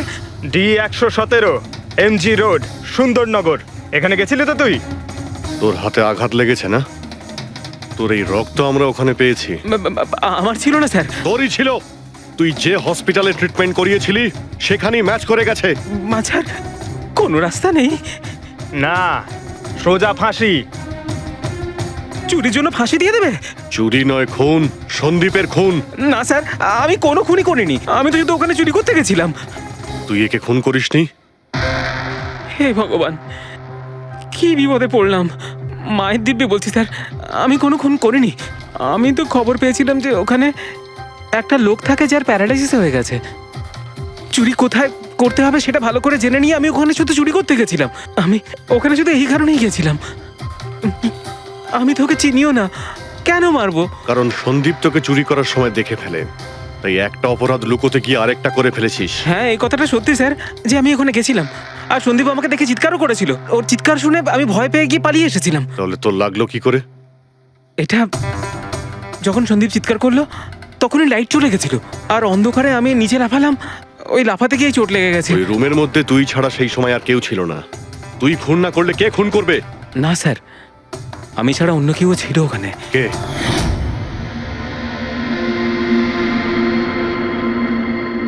কে কে তুমি? হ্যাঁ, অন্ধকারে মুখটা তো ঠিক দেখতে পাইনি, তবে ওর ঘড়িটা চকচক করছিল। ঘড়ি? সন্দীপ তো কোনো ঘড়ি পড়েছিল না। স্যারও মিথ্যে বলছে। কোনো মানুষ ছিল না, কোনো ঘড়ি ছিল না। কেউ ছিল কি ছিল না তার উত্তর তো ওই দিতে পারবে। জ্ঞান, উনি আজ কেমন আছেন? স্যার আগের থেকে বেটার, কিন্তু আজকে কিছু জিজ্ঞাসা করতে চান ওনাকে? শুরু করি। শিওর স্যার, কিন্তু আপনারা যা জিজ্ঞেস করতে চান একটু স্লোলি জিজ্ঞাসা করবেন স্যার, যাতে উনি আপনাদের এক একটা শব্দ বুঝতে পারেন স্যার। হ্যাঁ, জ্ঞানবাবু, এ রমেশ, এ একজন চোর। যে রাতে সন্দীপ বাবুর খুন হয়েছিল ও এখানে চুরি করতে এসেছিল। ও বলছে যে সেই রাতে এখানে অন্য কাউকে দেখেছিল।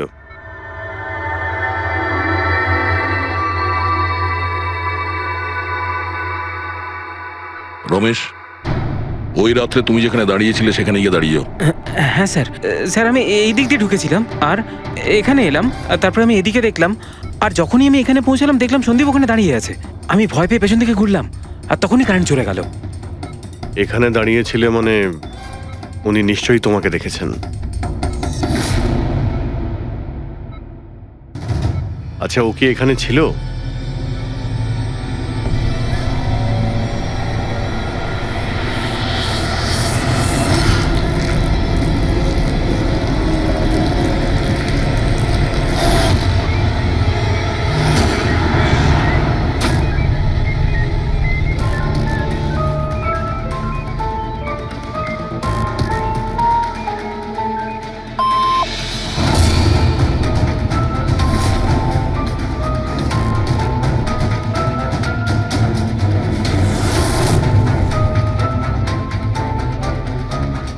আচ্ছা, রমেশই কি খুন করেছিল?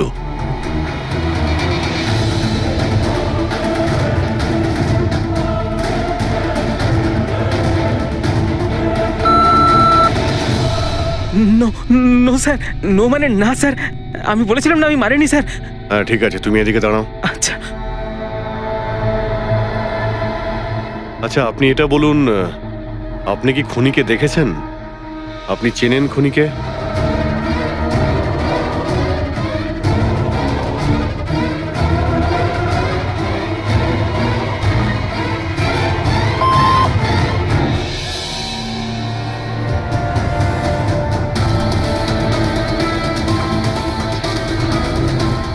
আচ্ছা, খুনি এই মুহূর্তে এই রুমে আছে?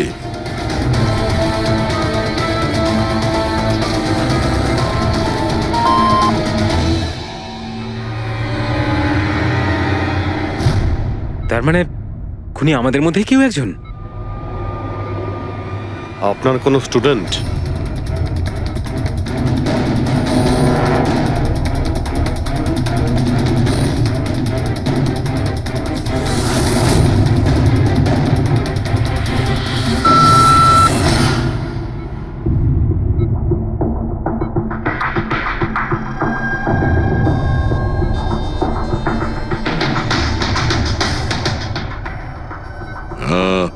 নার্স কিংবা ওয়ার্ড বয়?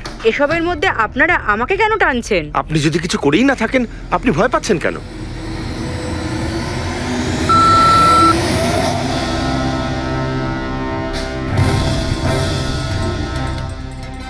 জ্ঞানবাবু, তাহলে শুধুমাত্র তো আপনার ফ্যামিলির লোকেরা আছে।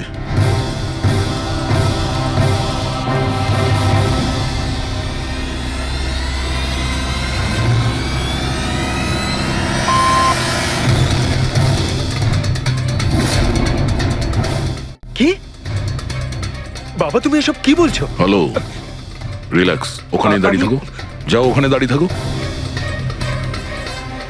আচ্ছা এটা বলুন, আপনার ছেলেই কি খুনি?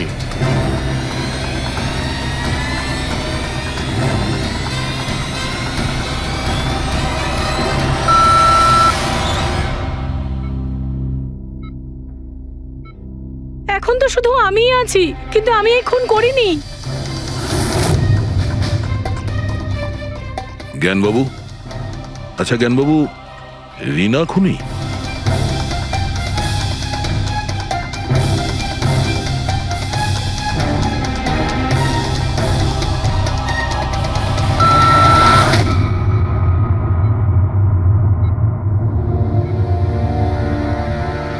আপনি আমাদের বললেন যে আপনার পরিবারেরই কেউ খুনি, তাহলে সে কে?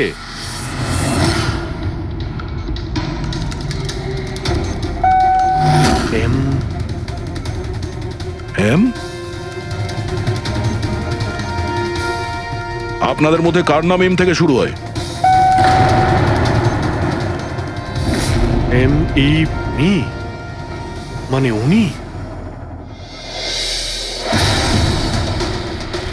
জ্ঞানবাবু, আপনি বলছেন যে খুন আপনি করেছেন?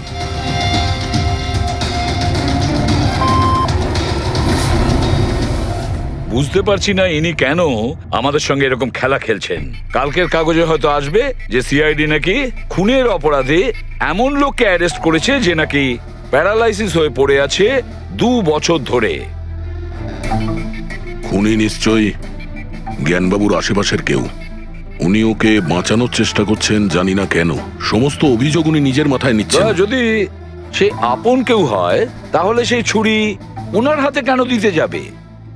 অন্য কারোর হাতে দিত, যাকে সহজেই বিশ্বাস করা যেত। আর কারোর ওপর যদি দোষ চাপানোরই হয় তাহলে জ্ঞানবাবু ওকে বাঁচাচ্ছেন কেন, যখন এই সন্দীপ বাবু ওনার খুব ভালো বন্ধু, ভাইয়ের থেকেও বড়। সেটাই তো, সব থেকে বড় বন্ধু, ভাইয়ের থেকেও বড় বন্ধু। কিছু তো একটা গোলমাল আছে। এ কি সত্যিই বন্ধু নাকি শত্রু? জ্ঞানবাবুর ছেলে বলছিল সন্দীপ বাবু ওনাকে 2 বছর ধরে টাকা পাঠাচ্ছিল, ওনার অসুখের সময় ওনার পাশে ছিল। তার উপরে স্যার, ঘটনার দিন সন্দীপ 25 লাখের চেক নিয়ে এসেছিল। ওনার ফ্যামিলি মেম্বার তো এটাই ভাববে যেটা দেখানো হয়েছে। আর সব সময় পর্দার পিছনের খেলাটা অন্য কিছু হয়ে থাকে, অন্য রকম হয়ে থাকে। কিন্তু স্যার, পর্দার আড়ালের সত্যিটা তো শুধুমাত্র জ্ঞানবাবুই জানেন, আর উনি তো সত্যি কথা বলছেনই না। জ্ঞানবাবু সত্যি কথা বলছেন না তো কি হয়েছে বস? ওর মস্তিষ্ক তো সত্যি কথা বলবে। আমার জ্ঞানবাবুর মস্তিষ্ক চাই। জ্ঞানবাবুর মস্তিষ্কটা এনে দাও, তারপর দেখবে তুড়ি মেরে খুনির কাছে পৌঁছে যাবো। ডক্টর সালুকে, এটা কি ধরনের ডিমান্ড করলেন আপনি? কারোর মস্তিষ্ক কি করে নিয়ে আসা সম্ভব? কেন হবে না ফেডরিক? এই কেসে ওনার মস্তিষ্ক তো ওকে এনে দিতেই পারি আমরা।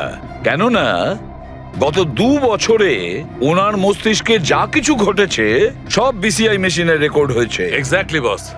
আর এই মেশিনে আমাদের বলবে যে জ্ঞানবাবুর সঙ্গে ওর কি আর কেমন সম্পর্ক ছিল। হ্যাঁ ফেডরিক, সব ডেটাগুলো নিয়ে এসো বিসিআই মেশিনের। আর দয়া স্যার, রমেশকে ওনাদের বাড়িতে নিয়ে যাও, আর ওখানে যে কয়জন লোক ছিল সবার ঘড়ি চেক করাও। স্যার, এখনো আমাদেরকেই সন্দেহ করছেন? হ্যাঁ, আর ততক্ষণ সন্দেহ করব যতক্ষণ আসল খুনিকে পাওয়া যায়। কিন্তু জ্ঞান স্যার তো বলেই দিয়েছেন আমরা সবাই নির্দোষ, তাও আপনারা। হতে পারে উনি মিথ্যে কথা বলছেন তোমাদের মধ্যে কাউকে বাঁচানোর জন্য। তাহলে আপনারা আসল খুনিকে কিভাবে খুঁজবেন? সিআইডি এই দায়িত্ব আমাকে দিয়েছে, কেননা সেই রাতে আমি খুনির ঘড়িটা দেখতে পেয়েছিলাম। কিন্তু সেদিন তো ঘরে অন্ধকার ছিল, তুই ঘড়ি কি করে দেখলি? ম্যাডাম, এই পৃথিবীর বেস্ট চোর আমি। যে জিনিসের দিকে নজর দিই মাথায় পুরো কুষ্টি চেপে যায়। তাহলে দুনিয়ার বেস্ট চোর বাবু, কাজে লেগে যান।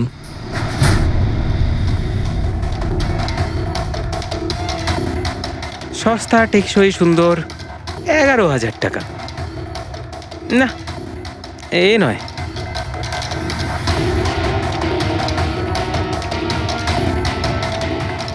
না স্যার, আপনি একটু হাতটা দেখাবেন? এও নয়, এটা তো একেবারে বেকার। ও হ্যালো, বেকার এটা, 2 লাখ টাকা দাম। আরে ম্যাডাম, 2 লাখের ঘড়ির কপি, এটা ডুপ্লিকেট মাল। চোর বাজারে এর গুদাম আছে। 1500 টাকাতে আনিয়ে দেবো। হাতটা দেখি। হাত কেন কাঁপছে আপনার সকাল সকাল? না স্যার, এও নয়। স্যার অ্যাকচুয়ালি আমার নিউরোলজিক্যাল প্রবলেম রয়েছে। ছোটবেলা থেকেই আমার হাত কাঁপে, আমি কোনো কিছু ভালোভাবে ধরতে পারি না। পঙ্কজ, একটু ওই পেনটা দাও ওকে।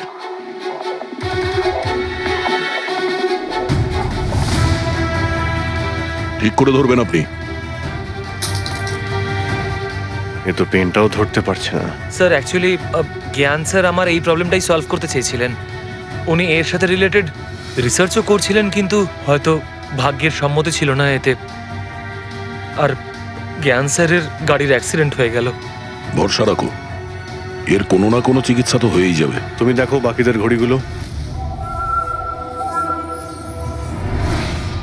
না স্যার, এদের মধ্যে কারোর ঘড়িই নয়। কারোর কাছেই নেই? হতে পারে খুনির কাছে একের থেকে বেশি ঘড়ি আছে। ওই দিন ও যে ঘড়িটা পড়েছিল আজ ওটা পড়েনি। হাই ভগবান, আপনি এখনো সন্দেহ করছেন? পঙ্কজ, এই রমেশকে নিয়ে যাও। পৃথিবীতে যত ঘড়ি আছে, যত মডেলের রয়েছে, সবগুলো দেখাও ওকে। স্যার, যত ঘড়ি আছে, যত মডেল আছে, সব? তবেই তো জানা যাবে খুনি কোন মডেলের ঘড়ি পড়েছিল। এক মিনিট একটু এদিকে আয়, এদিকে আয়।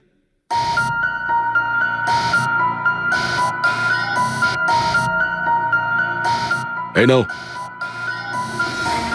নিজের মানিব্যাগ সাবধানে রাখবেন যখন এই লোকটার সাথে আছে। হ্যাঁ, বলেছিলাম না পৃথিবীর বেস্ট চোর আমি।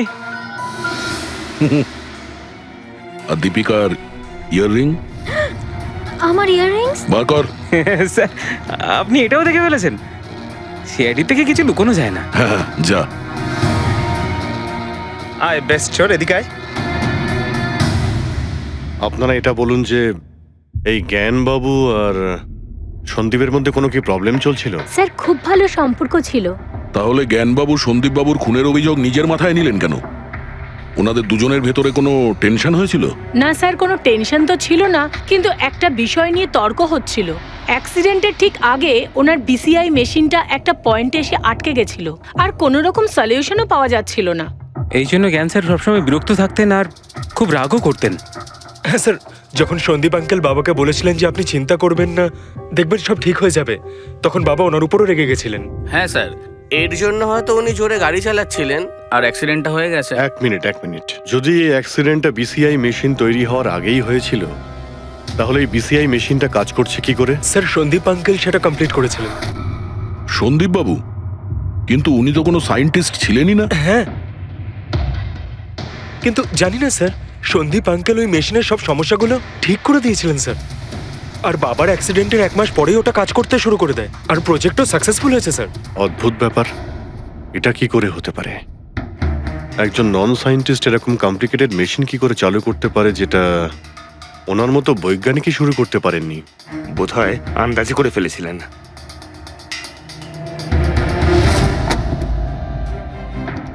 মাই গড, গত 2 বছরে এত ডেটা বেরিয়েছে ওনার একার? হ্যাঁ বস, আর এই পেপারগুলোর প্রত্যেকটা জায়গা খুঁটিয়ে খুঁটিয়ে ভালো করে দেখতে হবে যে সত্যিটা কি ছিল যেটা জ্ঞানবাবু আমাদের থেকে লুকোতে চাইছেন। এক একটা শব্দ, এক একটা অক্ষর জুড়ে তার প্যাটার্ন বানিয়ে দেখতে হবে। চলে এসো, সবাই মিলে কাজ করি। সবাই চলে এসো। রেডি?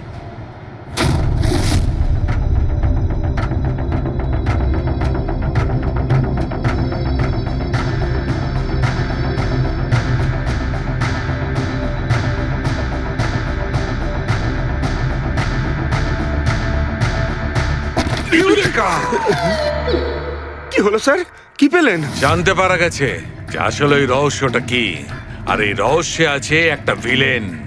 জানতে পেরেছি যে জ্ঞানবাবু কিভাবে একটা একটা অক্ষর জুড়ে এই ঘটনাটাকে ব্যাখ্যা করেছেন। অক্ষর, অক্ষর থেকে তৈরি শব্দ, আর শব্দ থেকে তৈরি বাক্য, সেন্টেন্স। না জানি কত সময় লেগেছিল ওনার পুরো ঘটনাটা, পুরো সত্যিটা এভাবে বলার জন্য। হ্যাঁ বস, কম করে 6 মাস। আর সেটা তখন শুরু হয়েছিল অ্যাক্সিডেন্টের ঠিক আগে। আজকের পর থেকে এই কোম্পানিতে তুমি সাইলেন্ট পার্টনার, আর তোমার লাভ শুধুমাত্র 5% হবে, আর তার থেকে বেশি তুমি 1 টাকাও পাবে না। ওকে ওকে ওকে ওকে, আমার মনে হচ্ছে তোমার এই প্রজেক্টটা কমপ্লিট হয়ে গেছে আর তুমি সফল হয়ে গেছো। হ্যাঁ হ্যাঁ, আমি সফল হয়ে গেছি, কিন্তু আমি এই মেশিনটা গরিবদের জন্য বানিয়েছি, মানবতার জন্য বানিয়েছি, তোমার মতো লোভী মানুষদের জন্য বানাইনি। আজকের পর থেকে আমরা একসাথে কাজ করব না। আমি যাচ্ছি, কফির জন্যে বৌদিকে ধন্যবাদ জানিয়ে যাচ্ছি।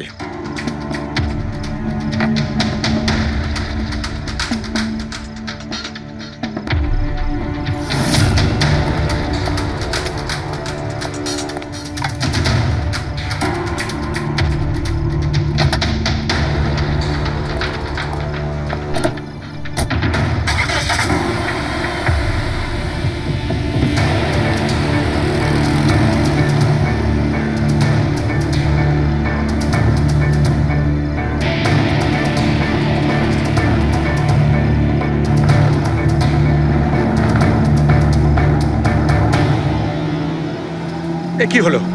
হঠাৎ করে গাড়ি ব্রেক ধরছে না কেন? ব্রেক শুয়ে কি হলো?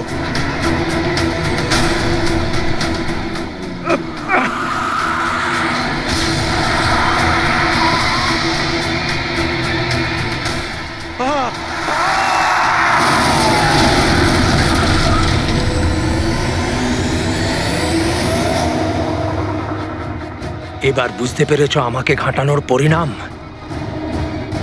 আমাকে তুমি 5% দিতে যাচ্ছিলে, তাই না?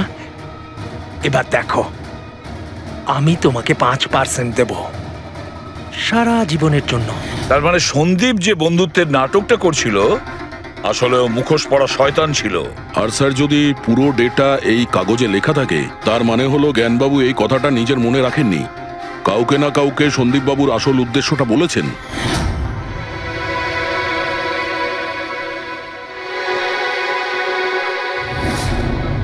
আর উনি এ ব্যাপারে যে বা যাকে সত্যিটা বলেছিলেন সেই হলো অপরাধী, সেই হলো সন্দীপের খুনি।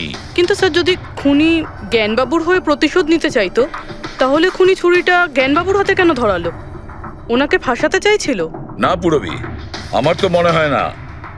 খুনি ওনাকে সান্ত্বনা দিতে চেয়েছিল, যে এটা বোঝাতে চেয়েছিল যে দেখুন, আমি আপনার হয়ে সন্দীপকে মেরে ফেলেছি, আপনার প্রতিশোধ আমি নিলাম। আর তাকে বাঁচানোর জন্য জ্ঞানবাবু পুরো অভিযোগ নিজের উপর নিয়ে নিয়েছেন। দয়া, খুনির কাছে পৌঁছানোর একটাই রাস্তা আছে, সেই ঘড়িটা, রিস্ট ওয়াচ, যেটা রমেশ দেখেছিল।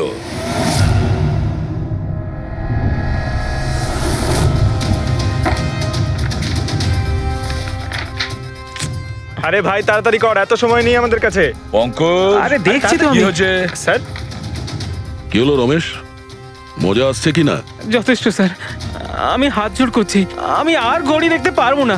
10,000-এর উপর ঘড়ি আমাকে দেখানো হয়েছে, আমার মাথা ঘুরছে স্যার। যতক্ষণ না ঘড়ির মডেল খুঁজে পাচ্ছিস ততক্ষণ বাড়ি যেতে দেবো না তোকে। স্যার, স্যার, এই, কি স্যার, আমাকে করছিস? ক্ষমা করে দিন স্যার, আমি বলছি বাপের জন্য আর চুরি করবো না, আমাকে বাড়ি যেতে দিন স্যার। ওট ওট ওট ওট ওঠ। জানা তো দরকার, ওই রাতে তুই ওখানে কোন ঘড়িটা দেখেছিলি? হ্যাঁ, এখন আর কটা ঘড়ি দেখবো স্যার? এতগুলো ব্র্যান্ডের এতগুলো মডেল দেখলাম স্যার, ওগুলোর মধ্যে কোনোটাই নয় ওটা।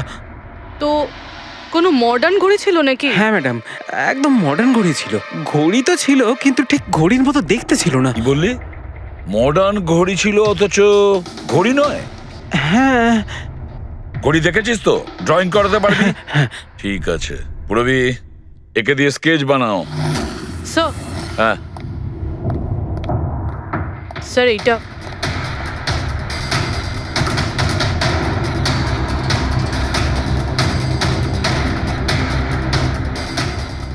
মাই গড, কি হলো? 1 মিনিট বস, একদম জ্যাকপট লেগে গেছে। রমেশ, এদিকে এসো, আগে মন দিয়ে দেখো, এই ঘড়িটাই ছিল।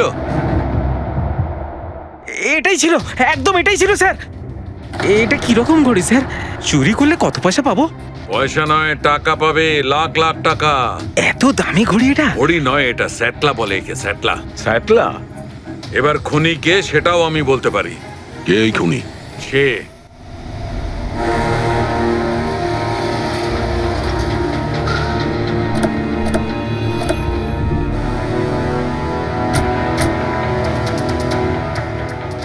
আপনি একটু আপনার হাজবেন্ডকে ডাকুন।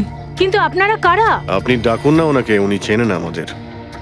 সোনু, সোনু একটু বাইরে এসো, কারা দেখা করতে এসেছে?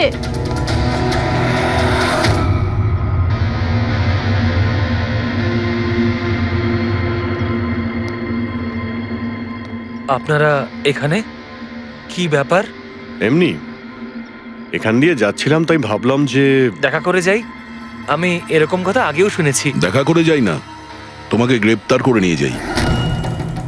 গ্রেপ্তার? কিন্তু কিসের জন্য? আপনার স্বামী সন্দীপকে খুন করেছে। স্যার, আমি আপনাদেরকে বলেছিলাম তো, এই দেখুন, আমি ঠিক করে জলটাই খেতে পারি না, কারণ মার্ডার কি করে করব? খুন তো করেছো, আর তুমি এই হাত দিয়েই করেছো। কোথায় সেই সেটলা ওয়াচ? হ্যাঁ, ঘড়ি কোথায়? স্যার, আপনারা কোন ঘড়ির কথা বলছেন আমি কিচ্ছু জানি না। এক্ষুনি তুমি জানতে পারবে কোন ঘড়ির কথা বলছি। ফ্রেডি, পঙ্কজ, ঘরের তল্লাশি নাও। পঙ্কজ, উপরে যা, আমি বেডরুমটা দেখছি।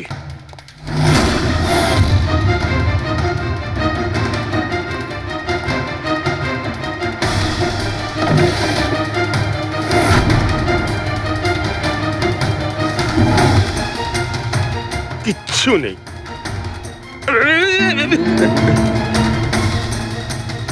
কি ফুটলো? স্যার, স্যার, বালিশটার মধ্যে কিছু একটা আছে। বালিশের ভেতরে?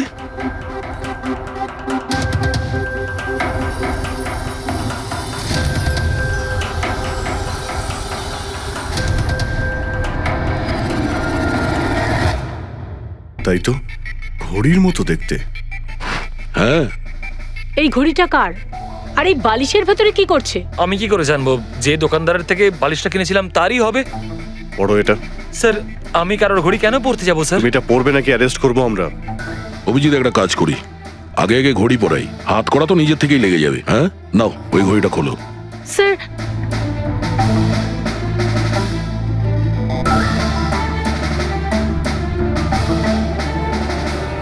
আরে বাহ, দেখো এর হাত কাঁপা বন্ধ হয়ে গেছে।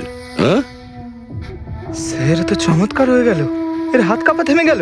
এটা কোনো চমৎকার নয়, এটা সায়েন্স। এবার দেখো এই ঘড়িটা পরার পরে সোনু কত সহজে খুন করতে পারে।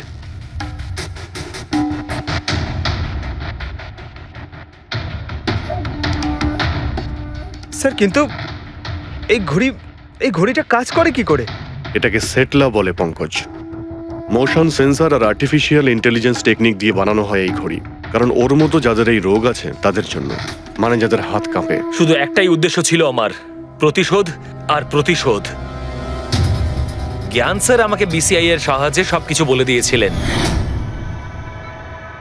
আপনাকে কথা দিচ্ছি স্যার, আপনার শত্রুদের শাস্তি দিলেই আমি একটু শান্তি পাবো। এটা আমার তরফ থেকে ছোট্ট গুরুদক্ষিণা মনে করতে পারেন। সেদিন কোম্পানির অ্যানিভার্সারি ছিল, আর আমি জানতাম যে সন্দীপ ওখানে নিশ্চয়ই আসবে। প্রত্যেকবারের মতন জ্ঞান স্যারের সাথে ও ওটাই করবে। জ্ঞান স্যারের সাথে কথা বলার আগে ও সবাইকে বাইরে বের করে দিত, যাতে ও স্যারকে অপমান করতে পারে। কিন্তু এইবারে ও এটা জানতো না যে মৃত্যু ওর জন্য অপেক্ষা করছে। আজ আমাদের কোম্পানির 5 বছর পূর্তি। যখন বাড়ির প্রত্যেকে রুমের বাইরে এক এক করে চলে গেল, তখন ওদের খেয়াল ছিল না যে আমি ওদের সাথে নেই। দেখো আমি কেমন বন্ধু। A promise is a promise my friend, and you know as I কে কে তুমি? হ্যাঁ, আর তারপরে আমি কারেন্ট অফ করে দিই, আর জ্ঞান স্যারের সামনে আমি ওকে মেরে ফেলি। আর তারপরে আমি ফিঙ্গারপ্রিন্ট মুছে ফেলে জ্ঞান স্যারের হাতে ছুরিটা ধরিয়ে দিই। আর বাকিরা সবকিছু জানার আগেই আমি সবার মধ্যে দাঁড়িয়ে পড়ি। তুমি প্ল্যানটা তো ভালোই করেছিলে, কিন্তু কপালটাই খারাপ। রমেশ ওখানে আসে চুরি করতে, আর ও তোমার এই ঘড়ি দেখে নিয়েছিল। এমনিতেও স্যার কিছুই লুকিয়ে রাখা যায় না। রমেশ না এলেও আজ নয় কাল আমাকে আপনারা ধরেই ফেলতেন। তুমি যখন সবকিছুই বোঝো, তাহলে এরকম অপরাধ কেন করলে? জ্ঞান স্যারের ঋণ শোধ করতে। এটা শুধু ঘড়ি নয়, আমার মতো মানুষের কাছে এটা নতুন জীবন, যে জীবনটা জ্ঞান স্যার উপহার দিয়েছিলেন। উনি আমাকে বিশ্বাস করিয়েছিলেন যে বিজ্ঞানের ক্ষেত্রে আমি এগিয়ে যেতে পারি। যেভাবে উনি তোমার সমস্যার সমাধান করেছিলেন, তুমিও সেরকম সমাজের ভালোর জন্য কোনো কাজ করতেই পারতে। কিন্তু তুমি আলোর দিকে যাওয়ার পরিবর্তে অন্ধকারের দিকে চলে গেলে। আর এমন অন্ধকূপে পৌঁছলে যেখানে আসার কোনো আলোই নেই। যদি কিছু থাকে, সেটা হলো শুধু ফাঁসির দড়ি।